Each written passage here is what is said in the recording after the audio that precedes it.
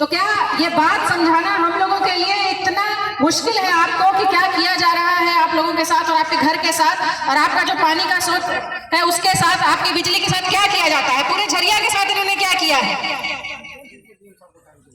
आज झरिया में जो भी जनादेश मिला उसका सम्मान है, लेकिन सच्चाई यह है कि चुनाव बीतते समय नहीं लगा और मेरे पास अनेकों फोन आने लगे,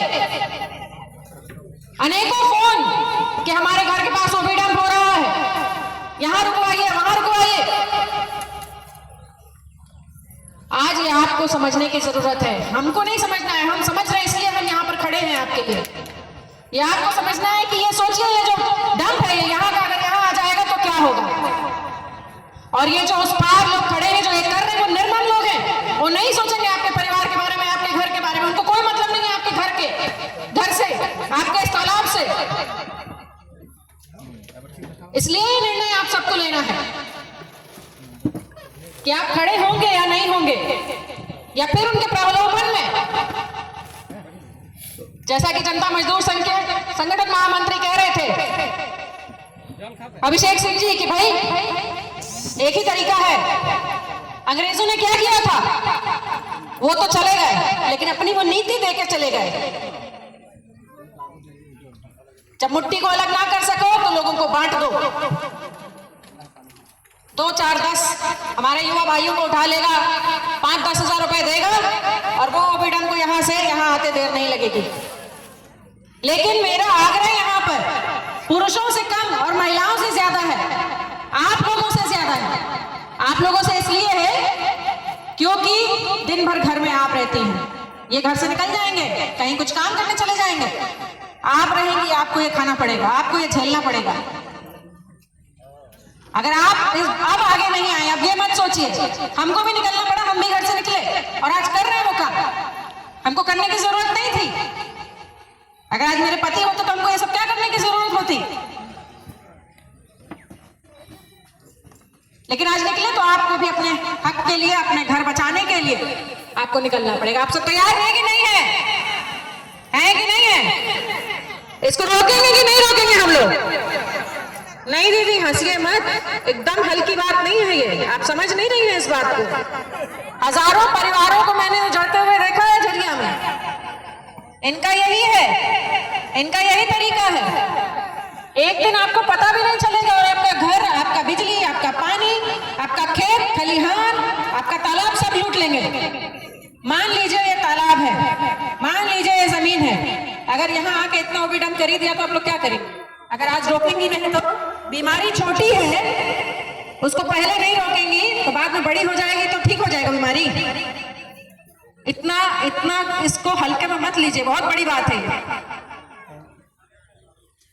और ये आज इस लड़ाई में हम लोगों के साथ भूतनाथ दा के जो पुत्र हैं, उन्होंने अभी कुछ दिन पहले हम लोगों का यूनियन ज्वाइन किया और ये बहुत पुरानी लड़ाई है जो आपके लिए हम लोग लड़ रहे हैं लगातार। और आज वो साथ में आए तो हमें भी बल मिला। चुनाव हारना और जीतना कोई बड़ी बात नहीं होती है, खड़े होना बड़ी बात है कि नहीं है? आज क्योंकि लड़ाई जो है वो चुनाव हारने और जीतने से नहीं पता चलती है कि लड़ाई का निष्कर्ष निकला कि नहीं निकला। ये निकला है निष्कर्ष दूसरों के चुनाव जीतने का कि अब डंप वहां से खिसक के यहाँ आ जाएगा और यहाँ के बाद वहां चला जाएगा। और दुख की बात तो ये है कि वो बीसीसीएल की जमीन पे कुछ भी करें, ये आपकी अपनी जमीन है, आपके पुरखे दादा की जमीन है। और किसके लिए लड़ता है आदमी? ये भी चला जाएगा तो बचेगा क्या? इसलिए इस बात की गंभीरता को समझिए और अब आपको लड़ना पड़ेगा। ठीक है, घर में रहिए, जो काम करते हैं वो कीजिए, लेकिन जब जरूरत पड़ेगी इन अत्याचारियों के खिलाफ लड़ने की तो आपको सड़क पे आना पड़ेगा। क्यों? क्योंकि बात अब हमारे घर की है और जब घर की बात होती है तो एक महिला कुछ भी कर सकती है कि नहीं कर सकती उसको बचाने के लिए। तो ये निर्णय अब आपके हाथ में है, ये आपको बचाना है और आपको जैसी भी सहायता, जैसी जरूरत हमसे पड़ेगी, हम उसके लिए हमेशा खड़े हैं। इनकी इसके आगे बढ़ नहीं पाएंगे। ये हर संभव प्रयास हम करेंगे कि हम आपको यहां सुरक्षित रख सकें, क्योंकि धन का बढ़ना एक बार ठीक होता है, लेकिन किसी का मन का बढ़ना ठीक नहीं है। और ये कुछ लोग जो हैं जो यहाँ आउटसोर्सिंग चला रहे हैं उनका मन जरूरत से ज्यादा बढ़ चुका है। उनको लगता है कि धन के बल पे वो कुछ भी कर सकते हैं। तो उनके पास धन है तो आपके पास मन है, आप मन से लगिए। आपको हमेशा आगे आने की जरूरत नहीं है, लेकिन नेतृत्व करने के लिए हम हैं, हम सारे लोग हैं यहाँ पर। लेकिन आप लोग जब तक हिम्मत नहीं देंगे तब तक कैसे होगा। इसलिए ये कार्य आपको करना है, बस इतना सा। अपने घर के लिए लड़ेंगे कि नहीं लड़ेंगे? अपनी जमीन के लिए लड़ेंगे कि नहीं लड़ेंगे? ये आपकी जमीन है, बीसीसीएल की जमीन नहीं है कि रातों रात आप लोग आके यहाँ बस गए। देखिए ऐसा नहीं है। आज आपको बताती हूँ, गोल्डन पहाड़ी में चुनाव के समय जब मैं वहां पर गई, ये तो आपकी अपनी जमीन है। वो बेचारों को हटाया, उनको बोला कि हम दूसरी जगह पैसा दे रहे, वहां जाओ, घर बना लो, वहां कोई तुमको तंग नहीं करेगा। और आज 4 साल बाद ये हालत है कि जब वो अपनी मेहनत की कमाई से वहां घर बना चुके हैं, सब कुछ बना चुके हैं, तो उनको कह रहे हैं यहाँ से भी उठ के चली जाओ, यहाँ भी हम कोड़ेंगे। इनकी बात का भरोसा मत कीजिएगा। इनकी बात का भरोसा करेंगी तो एक दिन ये गांव भी खाली हो जाएगा।